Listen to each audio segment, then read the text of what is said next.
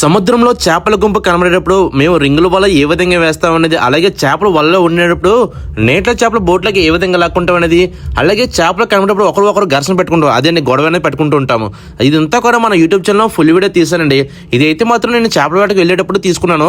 ఇప్పుడైతే మన YouTube channel అయితే ఈ ఫుల్ వీడియో పెట్టడం జరిగింది. ఈ ఫుల్ వీడియో మీరు చూడాలనుకుంటున్నారా? అయితే ఈ వీడియో కింద ఒక బటన్ కనబడుతుంది కదండి, దాన్ని క్లిక్ చేస్తే వీడియో అయితే ఓపెన్ అవుతుంది. వీడియో అయితే చాలా బాగుంటుందండి, ఒకసారి వీడియో అయితే చూడండి.